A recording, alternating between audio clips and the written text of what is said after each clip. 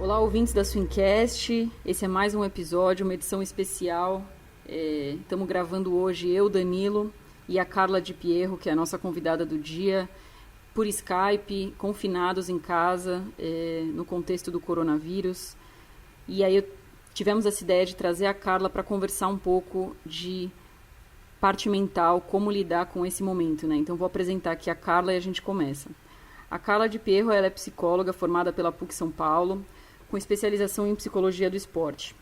Ela é psicóloga do COB, da Confederação Brasileira de Tênis, e aqui para natação e maratonas aquáticas ela é psicóloga de vários atletas de altíssimo rendimento, como Bruno Fratos, Ana Marcela, Etienne Medeiros e o Brandon Almeida. Também é triatleta amadora, ela já completou Ironman, já completou a etapa do Tour de France e Maratona de Paris. Além disso, ela gosta muito de surfar, é faixa azul de jiu-jitsu, então é uma pessoa aí que vive no meio do esporte, sempre viveu, como atleta e também como profissional. Carla, muito obrigada por receber a gente hoje. Eu que agradeço, Bia. É uma honra estar aqui com vocês. Bom, vamos lá. Hoje a gente conversou agora antes, eu, Danilo e a Carla. Danilo, dá um alô aí pra gente. E aí, pessoal, tudo bem? Carla, muito obrigado. É um prazer imenso e tenho certeza que essa edição especial dessa gravação vai ajudar muita gente aí, que é esse nosso intuito também. A nossa ideia hoje justamente é, assim, estamos lidando com um cenário que nunca existiu, né? Acho que uma incerteza, um medo, uma situação até física de ficar confinado em casa que ninguém nunca viveu, e num ano olímpico, né? Nesse contexto, Carla, o que a gente pode fazer para lidar com tanta incerteza e tanta mudança, né? Então, acho que a primeira coisa é explicar um pouquinho o que acontece com as pessoas e como o nosso cérebro, como a gente reage diante de situações de incerteza, né? Então, evolutivamente, a gente tem um mecanismo que é a ansiedade para ajudar a gente a se proteger de futuras ameaças, né? Então, a gente começa a pensar, a planejar o que fazer para se defender de uma ameaça, né? Ela é super importante, porque a gente se protege, então está todo mundo dentro de casa se protegendo do vírus, mas se a gente der muita força para essa ansiedade e começar a pensar demais, a gente pode criar um pânico, né? Então, eu acho que o primeiro passo é identificar que você pode se sentir ansioso, pode se sentir angustiado, faz parte sentir essas emoções agora, diante dessa incerteza, mas tenta buscar informações fidedignas de fontes confiáveis para você saber o que você tem que fazer agora. E a gente sabe que a partir das notícias que o mais importante é o isolamento social por enquanto. Então, ficar em casa, lavar as mãos, manter as condições aí de higiene, o contato social, isso é a primeira coisa que a gente tem que fazer para começar a se sentir mais seguro e estável.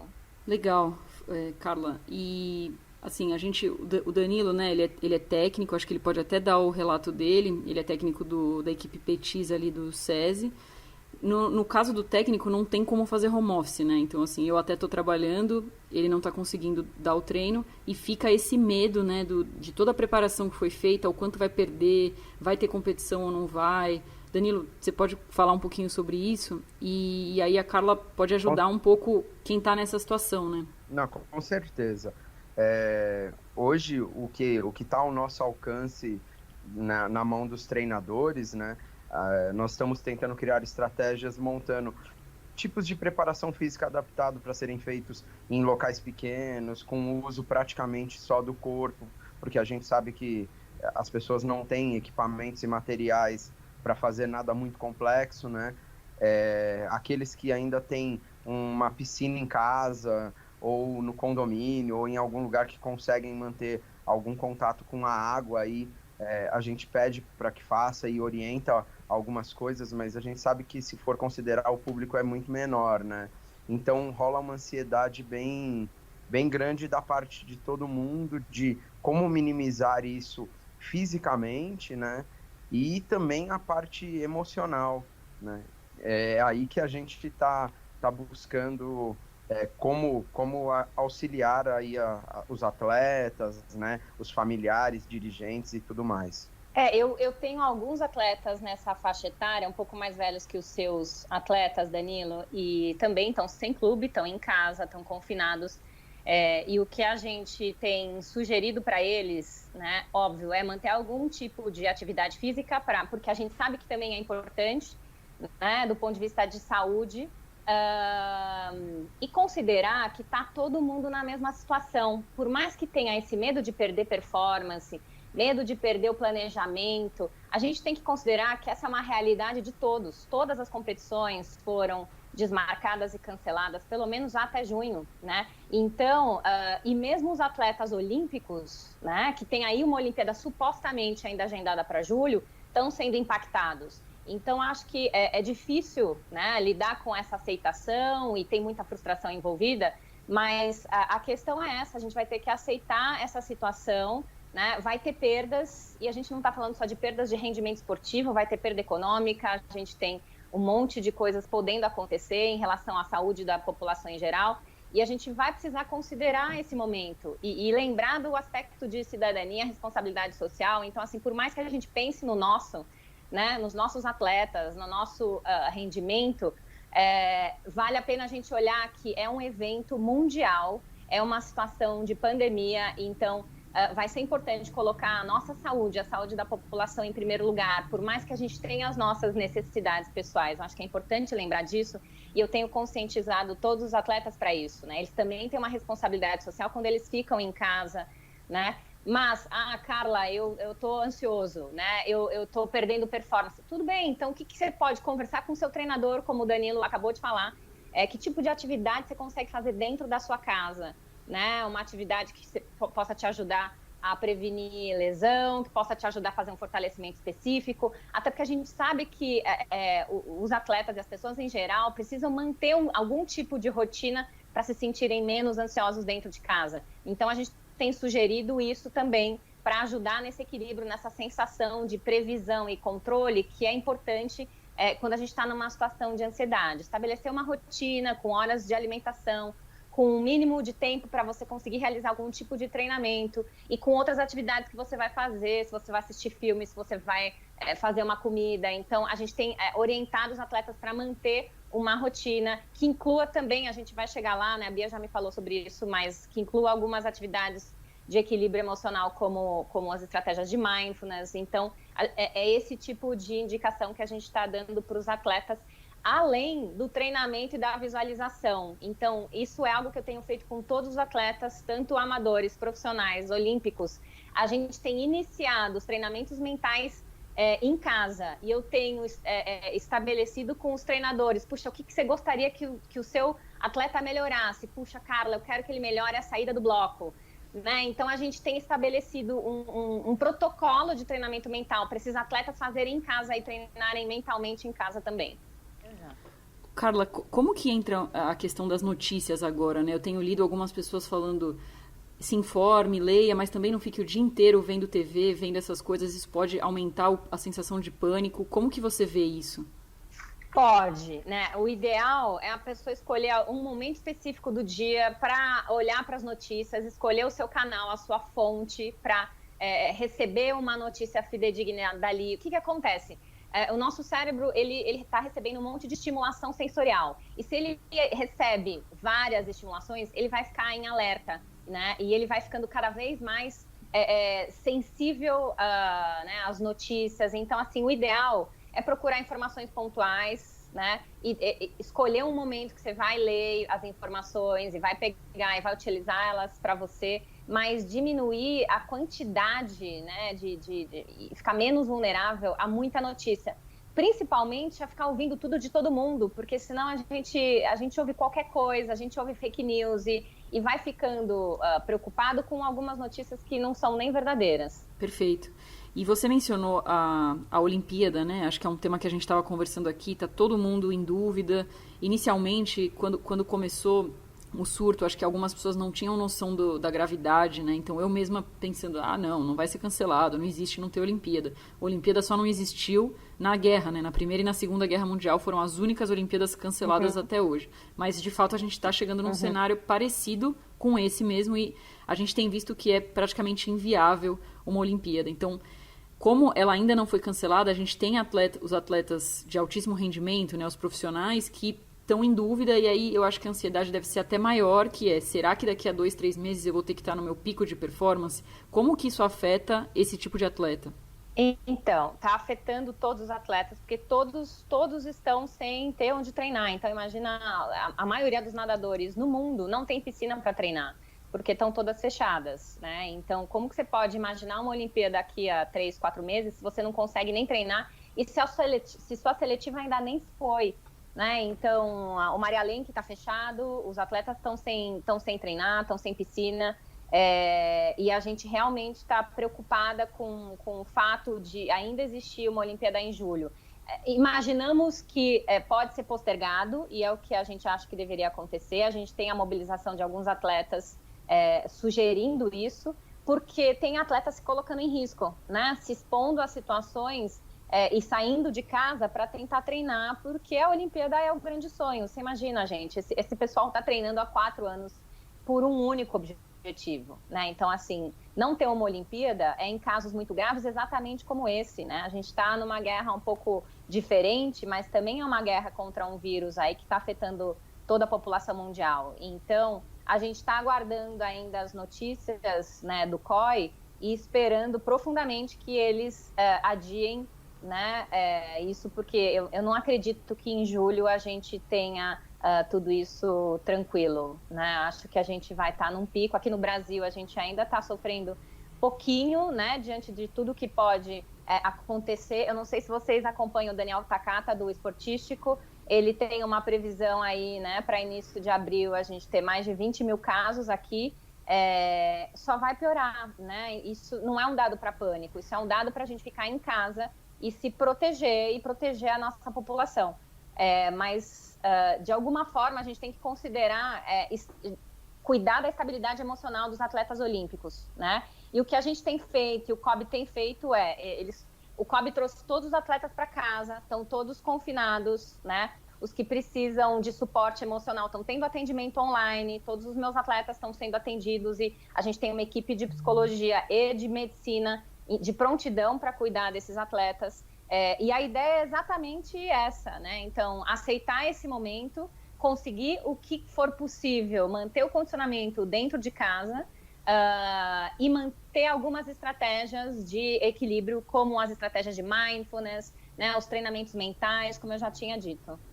Fala um pouquinho sobre o mindfulness, então, já que vamos entrar agora nessa parte. A Carla, ela é bem especialista nisso e eu acho que pode ser uma ferramenta, né? Uma forma bem legal de lidar agora. E como que alguém que nunca teve contato com mindfulness pode começar nesse momento? A Bia foi aluna do nosso curso, né, Bia, de Mindfulness e Performance. Sim, super recomendo, foi bem importante para mim.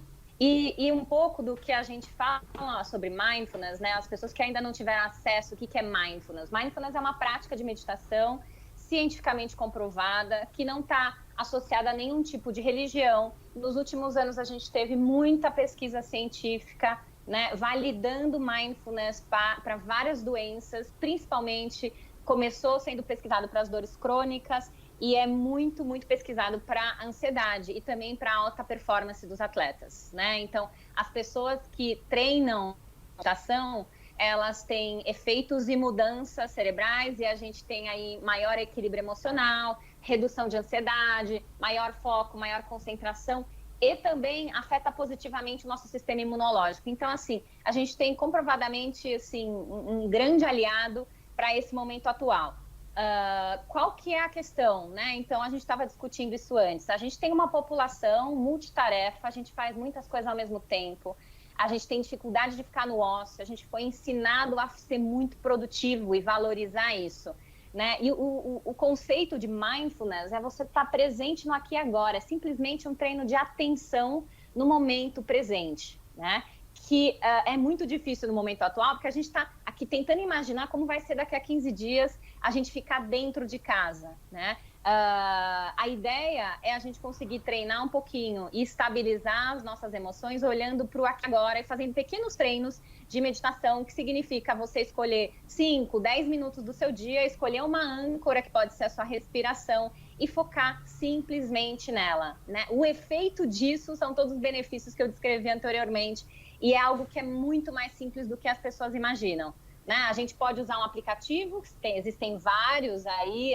para a gente ter uma meditação guiada, ou simplesmente a gente pode utilizar um mindfulness informal, que é qualquer atividade que você faça no seu dia a dia, mas que você esteja completamente absorvido e concentrado nela, né? Então, assim, o que pode ser um exercício de mindfulness? Pode ser tomar um banho prestando atenção no cheiro do shampoo, na temperatura da água, ficando completamente aqui no presente, sem ficar imaginando o que eu tenho para fazer para depois e como que o coronavírus vai impactar no meu negócio e no meu treino, né? Então, conseguir ficar no momento presente tem um impacto importantíssimo na nossa saúde mental. E vai ser importante a gente conseguir colocar na nossa rotina pequenas doses de momento presente no nosso dia a dia. E por isso que pequenos exercícios, né, de meditação podem ser super eficientes para esse momento agora, para a gente conseguir acalmar a nossa mente, para a gente conseguir deixar o nosso cérebro primitivo um pouco mais tranquilo, né? Que é a parte do nosso cérebro que está sempre em alerta, tentando nos defender, né? Ou sugerindo que a gente ataque para a gente se defender de alguma situação. Então, agora vai ser importante a gente pensar nesses tipos de estratégia para a população em geral conseguir lidar com essa ansiedade.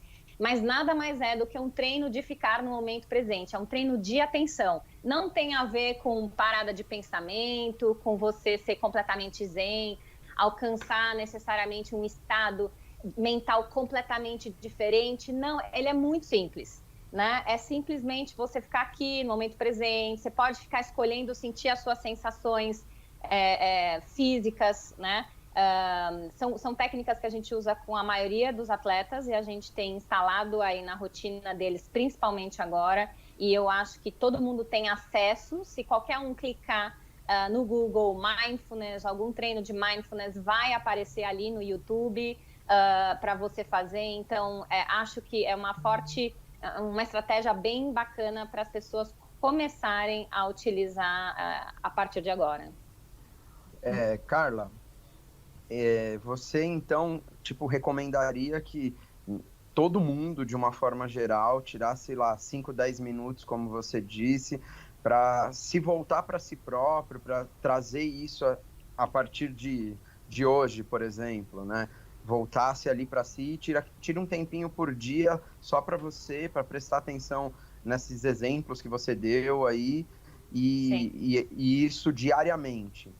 Sim, eu até postei no meu Stories antes de ontem, quem me acompanha viu, um vídeo do Compete Create, que também são psicólogos do esporte, trabalham com mindfulness nos times de futebol americano, e a psicóloga ela deu uma dica bem simples, né? Então ela sugeriu o seguinte: assim que você acordar, ao invés de você pegar o seu celular e começar a encher o seu cérebro de estímulos sensoriais, sobre o coronavírus, sobre as ameaças e sobre os doentes e as mortes, ao invés de você fazer isso logo pela manhã, acorda, presta atenção na sua respiração, agradece que você está vivo, coloca os 2 pés no chão, sente como o seu corpo está, agradece e sente a gratidão pelo fato de você estar podendo estar em casa, ter comida na sua geladeira, né? Se organiza emocionalmente para o dia que vem pela frente, para depois entrar em contato com todos os outros estímulos do seu dia, né? Então, assim, se a gente se preparar de manhã cedinho, sabe? Ao invés de sair da cama e já sair lendo notícia, fica ali um pouquinho, respira um pouco, se reorganiza, observa como o teu corpo está ali na hora que você acorda. Os treinos de mindfulness não necessariamente têm o objetivo de relaxamento, ele é um objetivo de atenção, de consciência plena, né? Então, esteja consciente de como que está o seu corpo, né? Depois que você dormiu, quanto que esse sono foi de fato regenerador, ou se você ainda acordou esquisito, cansado, dá um tempo para você prestar atenção em você mesmo ali, e sentir os sinais que o seu corpo está dando para você. Identificou que a tua cabeça está pensando muito rápido, só observa, né? Não precisa julgar, não precisa tentar parar pensamento, só observa como o seu corpo, como a sua mente está reagindo a tudo isso. Isso é um exercício de mindfulness. Eu até vou seguindo essa linha aí como profissional da educação física, né, aproveitando essa sugestão que você está dando, emendar uma sugestão também nessa, né? Você está falando para levantar, ter todo esse momento ali, né? E por que não, após esse momento, né, fazer a sua atividade física ali, de acordo com as suas necessidades e possibilidades, e não se conectar com esse mundo externo nesse momento, né? Eu acredito que com essa preparação mental, né, e com uma atividade física ali que te coloque ativo, prepare o seu corpo, o que vai vir posteriormente vai vir com um impacto emocional muito menor e com uma qualidade de vida preservada, né? Perfeito. E a gente tem que lembrar que, sob efeito de estresse, a gente tem redução de imunidade, entre outros efeitos no nosso corpo, né? Então, se a gente adotar pequenas medidas de saúde mental, pequenas medidas de controle e estabilidade de estresse, a gente está cuidando da gente mesmo. É um ato, é uma rotina de autocuidado. Acordar de manhã, fazer a sua pequena meditação, a sua rotina da manhã, a sua atividade física. Você vai estar muito mais pronto e equilibrado para enfrentar um dia que vai ser estressante, seja dentro de casa, seja porque as notícias, né, vão te afetar ou porque o seu trabalho, de certa forma, vai te exigir. Então, acho que é importante estabelecer rotinas de autocuidado que envolvam atividade física, que envolvam uma pequena rotina, né, de preparação mental, de um momento de meditação, para a gente cuidar da gente mesmo, da nossa saúde mental. E uma coisa interessante que eu lembro que você comentou, né, no curso, não significa você ficar alheio do mundo, né? Algumas pessoas falam, mas tá tudo acontecendo e você vai meditar, né? Você vai ficar alheio. Não, não é isso, né? É você se voltar para si mesmo para você ficar mais preparado para enfrentar o que tá aí, né? Exatamente, exatamente. Não é um exercício de egoísmo, pelo contrário, né?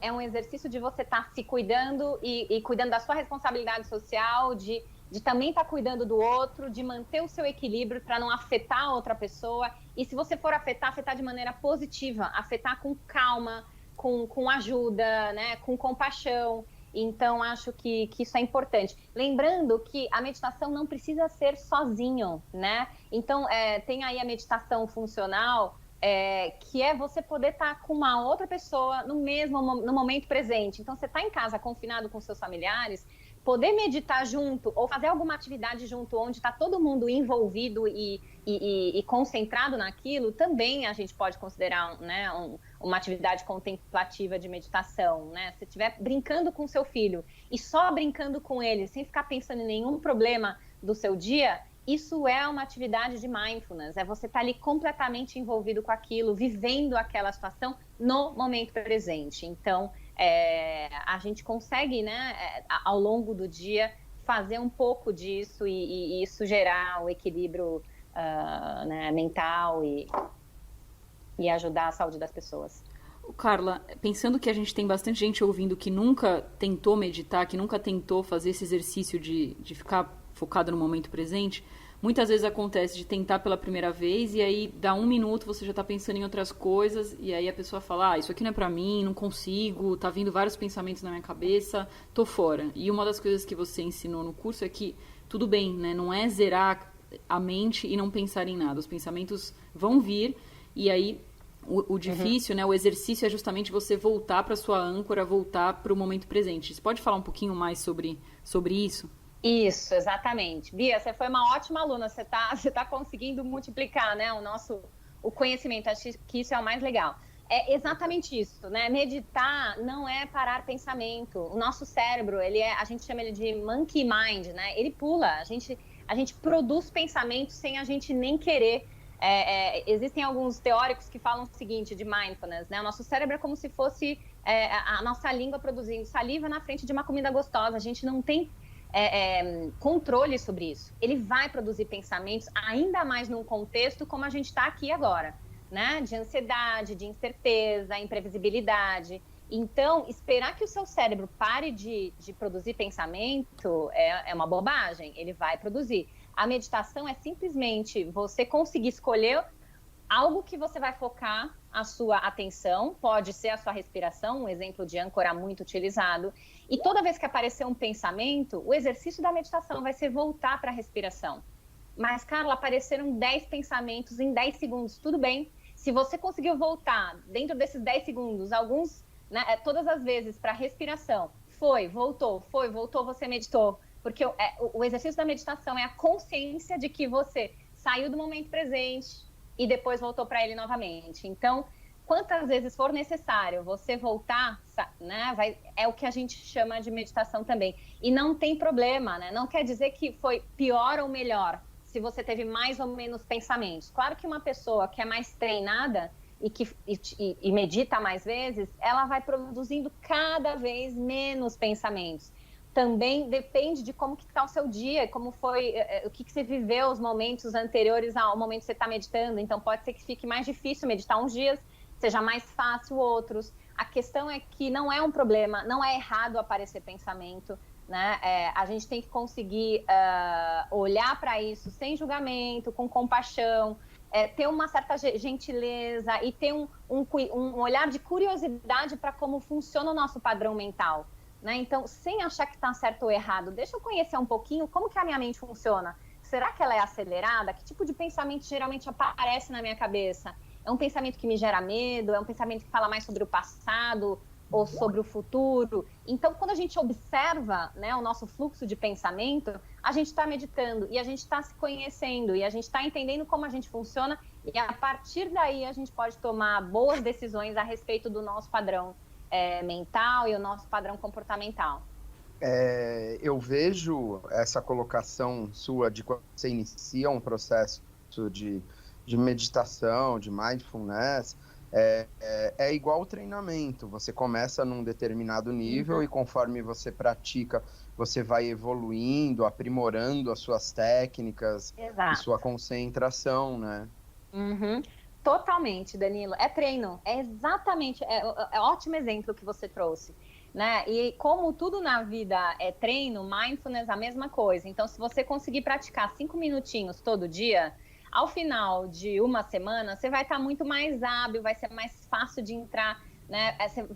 Talvez vão ter menos pensamentos aparecendo e te distraindo, né? Diferente de você tentar praticar 30 minutos uma vez por semana, que nem o boleiro que joga todo domingo. Ele nunca vai estar condicionado, né? Ele nunca vai estar recebendo os benefícios efetivos da preparação física ou do futebol dele. Então, para a gente, de fato, receber os benefícios de uma meditação, o ideal é a gente ter ela dentro da nossa rotina. 3 vezes por semana, 4 vezes por semana, 5 minutinhos, 10 minutinhos, não precisa ser tanto a mais do que isso, mas a frequência é importante.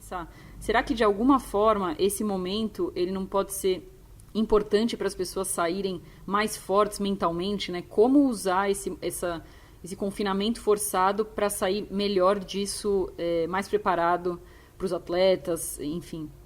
Totalmente, Bia. Acho que isso é o mais importante, a gente conseguir olhar para esse momento como uma oportunidade. Né? Momentos de crise, momentos difíceis, a gente precisa olhar como o que eu posso tirar dessa situação, o que eu posso aprender, né? Então, a gente nunca ficou tanto tempo dentro de casa, a gente nunca ficou tanto tempo com a possibilidade de estar só com a gente mesmo, observando o que acontece dentro da gente, nosso padrão comportamental, padrão mental, de pensamento, né? Então, acho que a gente tem uma grande chance de sair mais forte dessa se a gente, de fato, se propuser a treinar mindfulness, por exemplo, a aprender a se conhecer um pouco mais, a dar a chance de entrar em contato com sensações desagradáveis. Então, o que acontece no mundo atual? A gente tenta ficar evitando o tempo inteiro aquilo que a gente não gosta. A gente não gosta de ansiedade, a gente não gosta de tristeza, a gente não gosta de solidão, a gente não gosta de medo e a gente usa todas as estratégias possíveis para evitar esse tipo de emoção. Agora, não tem como, né? A gente está em casa, sem poder evitar pensamentos de ansiedade e tendo que entrar em contato com eles. Esse é um outro pressuposto do mindfulness, né? É um treino de bloqueio de esquiva, que a gente chama na análise comportamental. É ter que aceitar uma emoção desconfortável, lidar com ela, entender que ela nada mais é do que uma emoção que ela vai poder passar, e essa epidemia vai passar, a gente sabe que ela vai passar, mas aguentar o desconforto. E isso é o que a gente mais ensina para os atletas, não importa se eles são petis, alta performance olímpicos, um atleta que sabe lidar com sensações desconfortáveis, tanto físicas quanto emocionais, ele está à frente de todos os outros, né? Todos os atletas nas Olimpíadas estão hiper treinados. Se dá melhor quem consegue lidar com a pressão, com o estresse, com a carga emocional que você carrega nas costas quando você está em cima de um bloco, você tem que ganhar uma medalha olímpica. Né? Então, a gente tem a oportunidade de poder entrar em contato agora com essas emoções desagradáveis, conhecê-las um pouco melhor, identificar que a gente suporta dar conta delas, né? E sair dessa situação muito mais forte. Eu acho que essa é uma grande oportunidade que a gente tem nesse momento. É também um momento em que está bem claro que... Desculpa, Danilo. Sobre a falta de controle que às vezes a gente tem sobre as coisas que acontecem com a gente, né? Então, a única coisa que a gente consegue controlar é o que a gente vai fazer com isso. Então, isso acontece no dia a dia, várias situações desagradáveis, e agora a gente tem uma gigante, né? Então, é um exemplo de como você não consegue controlar o que está fora, você só consegue controlar, não controlar, né? Mas ver como você vai reagir, né? Exato, exato. E a incontrolabilidade, né, que descrevendo isso que você está dizendo, ela é uma das causas, por exemplo, de depressão, ela é uma das causas de ansiedade, de transtornos de ansiedade, né? Quando a gente se dá conta que a gente não controla tudo e que a gente aceita que algumas coisas fogem do nosso controle, a vida fica mais fácil, você não fica lutando para tentar controlar algumas coisas, né? Isso é muito interessante, porque os atletas, eles vêm com um treinamento desde muito cedo, né? E vão criando algumas crenças de que eles têm que controlar absolutamente tudo. O sono, a alimentação, o treino. E a partir disso, eles criam uma ideia que se eles controlam tudo, vai dar tudo certo no final. Né? Então, puxa, se eu faço tudo direitinho, não tem como eu não ir mal na prova. E não está errado fazer tudo direitinho, está muito certo. A questão é que, mesmo assim, pode ser que não dê certo, porque tem coisas que a gente não controla. Então, a gente precisa considerar aquilo que está sob o nosso controle e considerar, aceitar aquilo que não está no nosso controle, né? E não ficar com medo disso, porque o medo faz a gente evitar, faz a gente dar 2 passos para trás, faz a gente mudar um padrão de enfrentamento, né? A gente ficar muito mais na esquiva. Então, é importante a gente considerar essa imprevisibilidade, as coisas que a gente não controla, e para diminuir a ansiedade, né, focar naquilo que a gente controla e considerar que as outras coisas a gente não vai controlar. Eu vejo isso muito como um treinamento de gestão das emoções, né? Gestão emocional. Eu acredito que essas ferramentas que a gente vai adquirindo, elas vão dando recursos e subsídios para que a gente desenvolva melhor esses momentos, né? Eu particularmente tenho tentado colocar na minha cabeça, até por nível de ansiedade, de estresse, de tensão, né? Isso daqui eu não tenho nada o que eu possa fazer, eu tenho que aguardar esse momento e esperar, e vou cuidar dessa outra coisa aqui, que isso dá para eu interferir de alguma forma, né? Então, muito, para mim, é gestão de emoção, né? Total.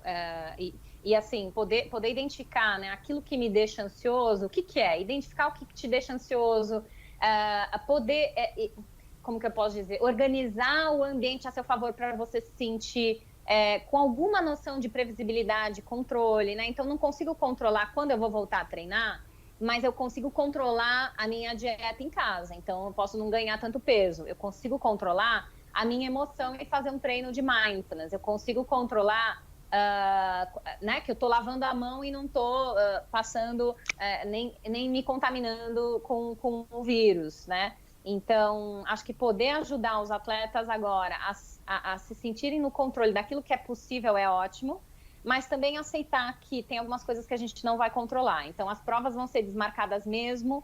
É muito provável que boa parte dos atletas tenham um destreinamento. A gente vai ter que considerar isso. Eles precisam considerar, os treinadores vão ter que considerar.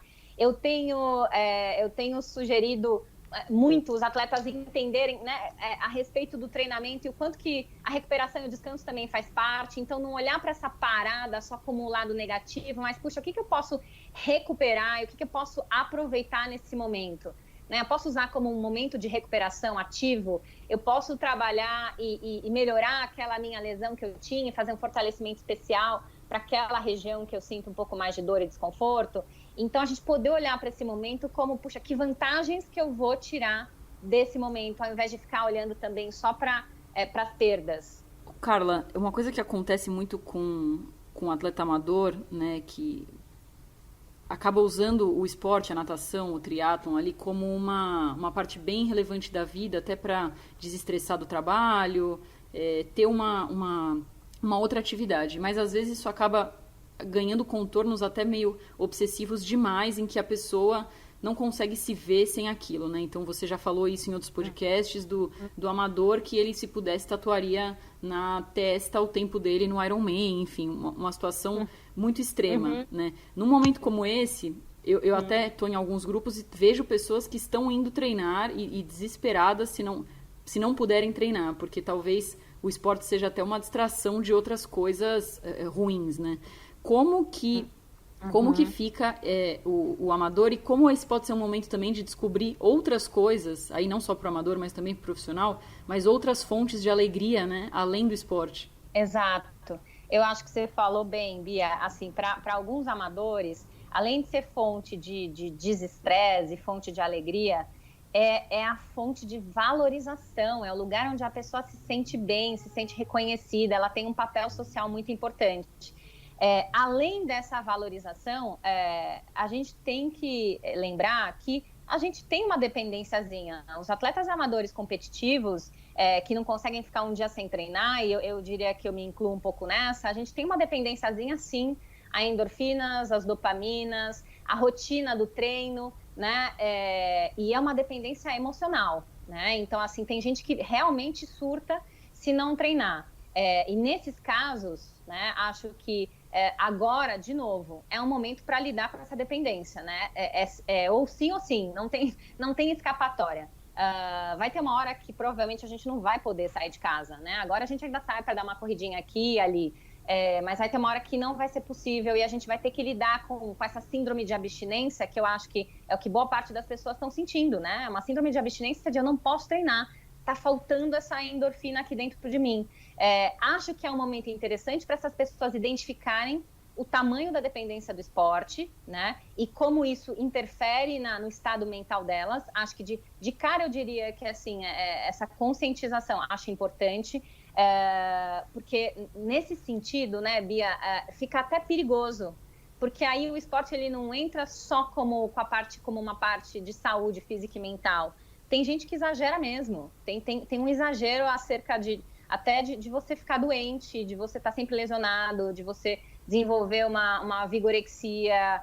A gente tem muitos atletas anoréxicos e as pessoas não sabem. A gente tem a síndrome do Red S, que é a síndrome de falta de calorias e de energia para o atleta. Então, e tudo isso muito pelo comportamento, muitas vezes, obsessivo do atleta. Então, acho que agora é um momento para essas pessoas talvez se darem conta disso, o quanto que vale a pena equilibrar um pouco mais essa situação.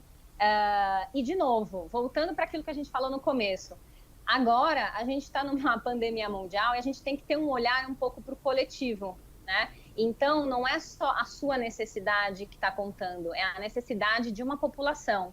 Então, se você tem uma dependência por atividade física, mas você está saindo na rua, você pode estar trazendo um vírus para dentro de casa, para o seu filho, para a moça que trabalha na sua casa, que supostamente também não precisaria estar indo aí, podia estar na casa dela cuidando da saúde da família dela, né? Então, acho que é importante a gente trabalhar com limites também, né? E essa situação atual, ela está trazendo para a gente um limite de você não pode sair de casa pelo seu bem e pelo bem de todo mundo.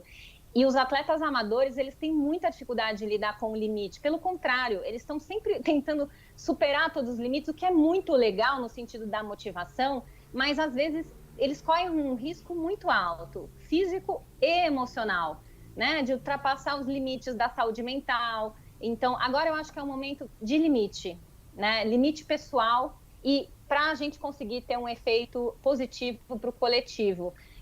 E, de certa forma, eu acho que a gente, né, de certa forma, dá um limite também para esse atleta que tem essa necessidade, né, para ele conseguir olhar para o coletivo, sair um pouco desse egocentrismo. Eu acho que é interessante. Eu acho que vale a pena, por mais que seja desconfortável, de novo. é um momento desconfortável e olhar para as nossas sensações, né, para o nosso egoísmo, eu acho que vale a pena a gente entrar em contato com isso para tomar decisões diferentes.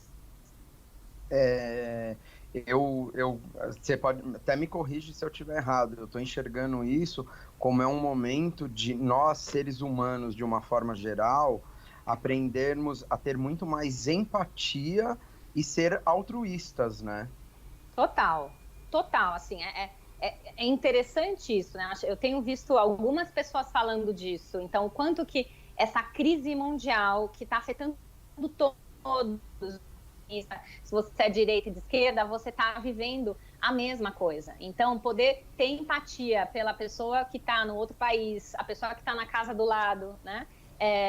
E dividir isso, dividir essa mesma responsabilidade com todo mundo é fundamental. Sair um pouco desse egoísmo que às vezes a gente entra de a minha prova, o meu tempo, o meu treino. Gente, vamos pensar um pouco coletivamente agora. A gente está falando de saúde mundial, né? A gente está falando de saúde do seu ente querido e de poder não ter hospital suficiente para as pessoas que precisarem. Então, eu acho que estamos nesse momento, né, de sair desse egoísmo e poder ir para o coletivo e ter mais empatia.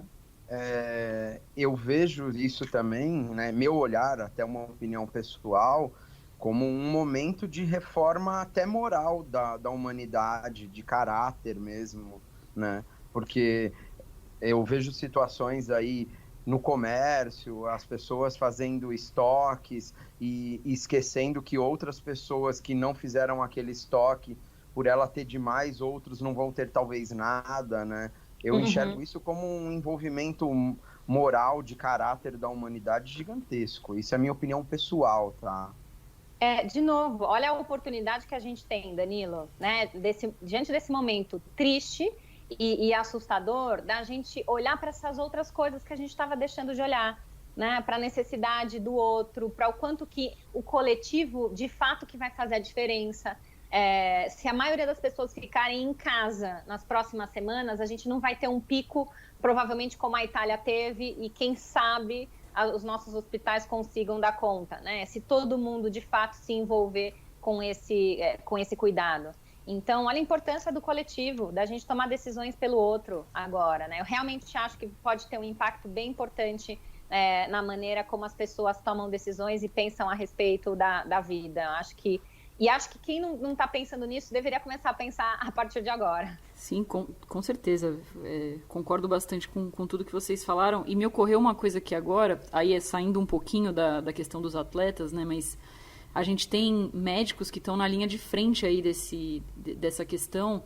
Eu tenho uma amiga que é médica e continua atendendo, né? Não especificamente esses casos, mas acaba, é ginecologista, então ela acaba tendo contato, tendo que ir para o hospital, mesmo médicos do esporte, enfim.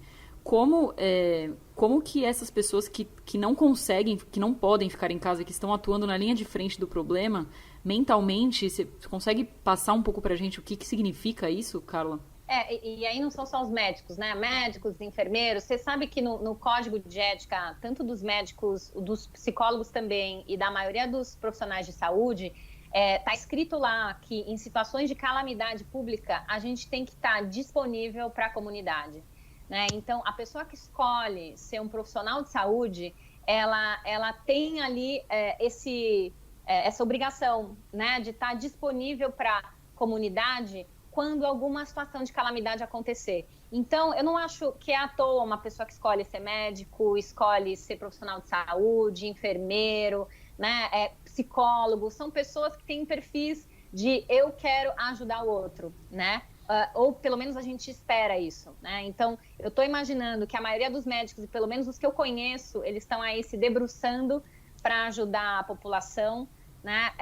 Como eu te contei, a equipe de psicologia, a equipe médica do COB está se debruçando e se desdobrando para cuidar das necessidades dos atletas, e porque isso faz bem para a gente, apesar, óbvio, do risco que a gente corre. Eu não sei se vocês viram uma médica brasileira que trabalha na Itália, ela falando, eu vou estar aqui, eu vou ficar aqui, né, e eu quero ajudar as pessoas, existe a grandíssima chance de eu pegar o coronavírus, mas eu estou aqui fazendo o meu papel. Então, acho que isso tem a ver com, de novo, né, com responsabilidade social, com a empatia e com o desejo de poder ajudar as pessoas. Então, com certeza, os médicos também estão sendo afetados, mas agora é hora da gente, de fato, fazer o nosso papel, né? Que é, de fato, ajudar a população. Então, acho que, de alguma forma, eles vêm sendo treinados ao longo da carreira deles para fazer isso. A gente nunca espera uma situação como essa, mas eu acho que qualquer profissional de saúde tem essa responsabilidade e um mínimo de treinamento para enfrentar uma situação dessa. Eu vejo esse momento ali até fazendo uma ressalva para esse grupo que está na linha de frente mesmo em prol da saúde da população do mundo, né? A gente tem que ver eles como esses são os nossos verdadeiros super-heróis da vida real, né? A gente tem que dar um valor imenso, e aí eu vou até um pouquinho mais fora da saúde, mas o pessoal da segurança pública, que esses caras também não podem deixar, né? Todos esses serviços que são os essenciais, a gente tem que olhar para essa galera com um carinho, um respeito imenso e dar o devido valor a eles também. Com certeza. Bom, eu gostei muito, eu acho que vai ajudar bastante todo mundo que está passando por isso, que são todos, né? Então, nesse caso, acho que se aplica a todo mundo. Carla, obrigada por tudo que você falou. Eu reforço aqui, gente, que foi bem importante para mim quando eu fiz o curso com a Carla, então, quando tiver de novo, a gente até divulga nas redes sociais. E, Carla, se você quiser divulgar também nas suas redes, o seu trabalho também, para quem tiver interesse em entrar em contato com você, vale super a pena. Eu acho que, assim, quem quiser pode me achar no Instagram, Carla de Pierro. E eu também queria divulgar o meu livro para o pessoal da natação, principalmente, verdade, né? gente. Quem não conhece, o Léo. Quem não conhece o Léo, né? O Léo é uma ficção baseada em histórias, né, reais de um atleta de alta performance, desde que ele entra na natação até ele ser um atleta de sucesso, fazer a transição de carreira. E ali a gente conta como é a história de um atleta com esse perfil e de toda a preparação mental e como que é a atuação dos psicólogos do esporte. É um livro gostoso de ler, divertido, cheio de informação para quem é atleta, pai de atleta, treinador. Eu super sugiro que vocês conheçam o Léo, uma conquista baseada em histórias reais. A gente está bem contente como ficou o resultado do livro. E você teve ajuda até de alguns... Você mandou até para alguns atletas olímpicos para ajudarem, né? Eu lembro que você comentou que pessoas que você já atendeu, você mandou para eles lerem, verem se estava fidedigno, né? Sim. O Bruno Fratos foi o nosso revisor técnico. Ele leu todo o manuscrito antes da gente mandar para a editora, corrigiu todos os termos técnicos de natação. A gente fez pesquisa histórica muito grande. A gente entrevistou vários treinadores, Albertinho, Vanzella, entrevistou atletas, entrevistei o Henrique Barbosa. Então, assim, tentou de fato trazer as informações reais da natação para a gente construir uma história que fizesse sentido e que descrevesse bem o que um nadador passa. Então, para quem é nadador, é gostoso porque geralmente a pessoa se identifica com o personagem, com as situações. Então, é bem legal, vale super a pena. Carla, a gente está muito feliz de ter isso, né? Eu tô aqui em êxtase total com essa nossa conversa, né? Ela está sendo maravilhosa. Vou te falar que eu tô emocionado de tão bacana que está sendo essa conversa, toda essa troca, essas coisas que você está trazendo, né?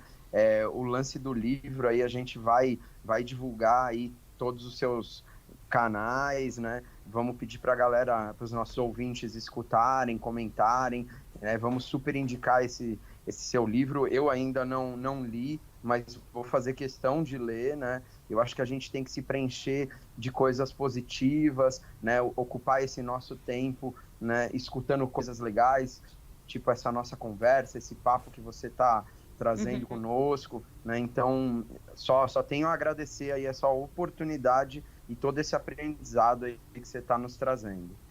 Eu que agradeço, Danilo. Espero que agora você fique menos angustiado aí, preso dentro de casa. Aproveita para ler o Léo, você vai se divertir, sério. E você vai ler rapidinho, porque quem se envolve com o livro, assim, lê rapidíssimo, em poucos dias.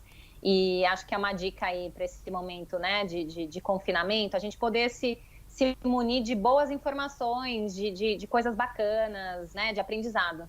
Muito obrigada, Carla, foi ótimo, recomendo super o Léo, vamos ver se a gente consegue fazer um sorteio aqui no Instagram também para o pessoal, vou divulgar os links para comprar nas livrarias, esse é um bom momento para ler também. Muito obrigada e tomara que a gente passe por tudo isso mais forte. Obrigadão, Valeu, Carla. gente. Valeu. Um beijo.